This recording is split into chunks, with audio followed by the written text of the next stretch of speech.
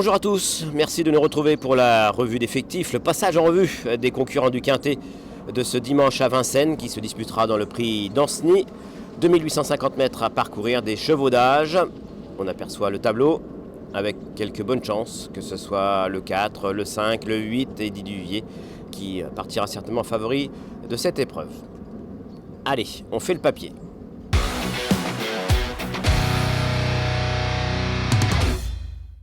J'ai retenu, comme vous l'avez peut-être deviné, le numéro 8, Eddie Duvivier en tête. Eddie Duvivier, il est en plein boom. On l'a vu deuxième de Fly Speed dans l'étape du GNT de Pornichet. Auparavant, on l'avait vu trotter 13,5 sur le parcours qui nous intéresse, qui en fait l'un des plus rapides, justement, sur ce parcours. Il a vraiment tout pour plaire. Il dépend d'une écurie en forme, il est lui-même en forme. Et le lot, je ne vais pas dire qu'il n'a rien d'extraordinaire, mais voilà, il n'y a pas vraiment d'épouvantail et de concurrents à battre avant le coup. Le numéro 5, Vlad Del Ronco, a réalisé une bonne saison, il est régulier. On peut lui reprocher de ne pas être un gagneur, mais il est très régulièrement placé. On l'avait vu bien faire sur le parcours qui nous intéresse, c'était au mois de juin. Sur les 2850 mètres de la grande piste, il n'était devancé que par un certain El Presidente, qui cartonne cette année. Donc la ligne est très bonne, tout sera une question de déroulement de course. Son entourage a attendu avec impatience ce très bel engagement et il peut même trouver son jour, enfin, si tout se passe vraiment bien. Duc de Cristal. C'est le numéro 9, il reste sur 2 quatrième places avec Franck Nivard. Il a visiblement trouvé la bonne carburation. C'est un cheval qui avait déjà trotté 13-7 la fois où justement Eddie Duvivier était 3e, lui était 4e, pas très loin. Donc la ligne est logique, on le retient. Le numéro 4, Diamant Rock, représente un point d'interrogation, façon de parler, parce que sa forme est sûre, il cartonne. D'ailleurs, vous allez apercevoir des stats pour Diamant Rock. Il a couru 50 fois. 35 fois dans les 3 premiers. Et lors de ces 8 dernières tentatives, c'est du 8 sur 8 dans les 4. Autant dire que c'est une très bonne chance. Seule petite interrogation, c'est qu'il y a 3 ans qu'il n'est pas revenu à Vincennes. Pour quelle raison? Tout simplement parce qu'il ne tournait pas à gauche.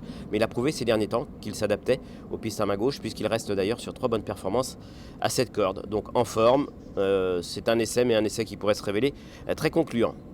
Le numéro 13, c'est Espoir Delphini. Il alterne les 2 spécialités, le trot monté et le trot attelé, avec une belle réussite. On l'a vu il n'y a pas très longtemps être terminé pas loin d'un certain Deus Ex Machina. Donc la ligne est très bonne, c'était à Châteaubriand. Lui aussi a un bon chrono, je crois qu'il avait trotté 13-7 cet hiver sur le parcours qui nous intéresse. Idéalement engagé, la forme de l'écurie des mottes, on est obligé de s'en méfier.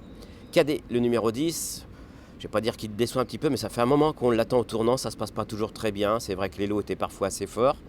Mais là, il est vraiment en plein dans sa catégorie. Franck Nivard le connaît par cœur.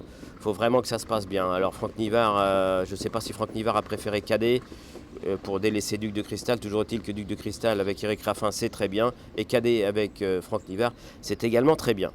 Eagle Mélois. Alors Eagle Mélois, je demande un petit peu à voir parce qu'il vient de remontrer le bout de son nez après avoir enregistré pas mal de contre-performances.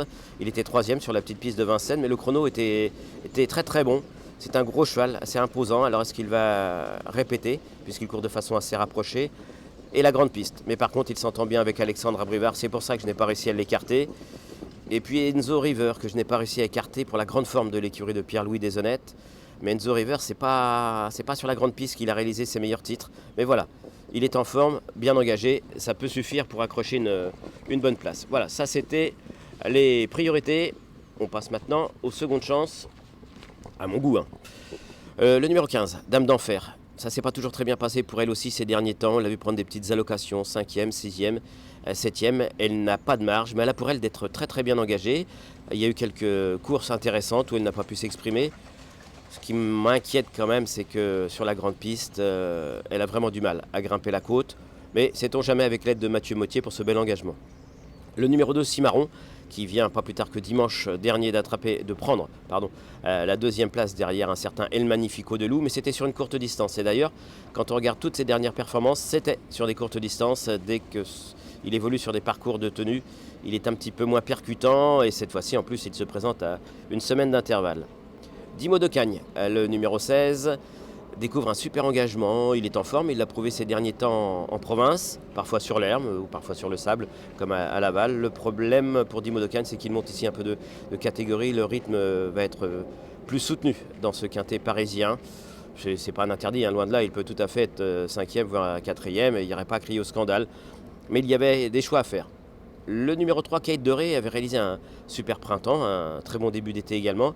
Et ça s'est gâté lors de ses dernières tentatives, mais j'ai croisé récemment Bruno Marie, son entraîneur, que vous pouvez retrouver sur le 3601 dans la rubrique des interviews, et qui me confiait que le cheval avait mal à un boulet, c'est pour ça qu'il n'était plus très performant, il a été soigné depuis.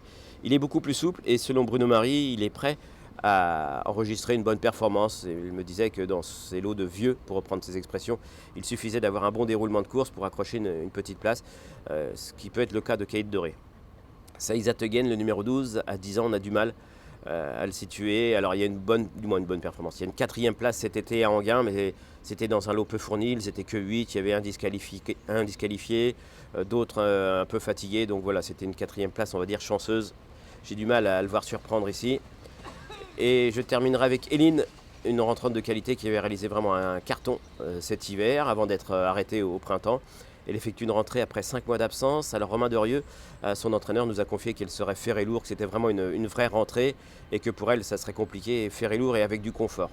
C'est pour cette raison que j'ai fait l'impasse. On va attendre de la revoir dans de meilleures conditions.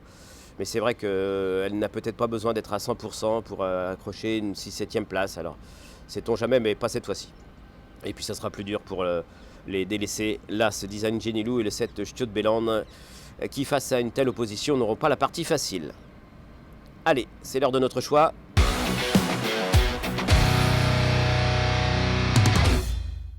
Le 8, le 5, le 9, le 4, le 13, le 10, le 6 et le 11. 8, 5, 9, 4, 13, 10, 6 et 11.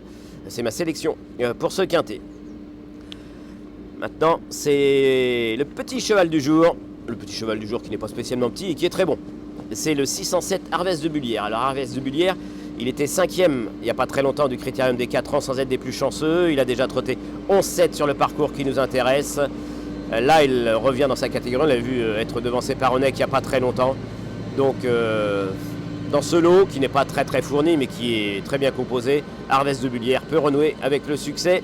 C'est le 607. Merci à tous et à très bientôt.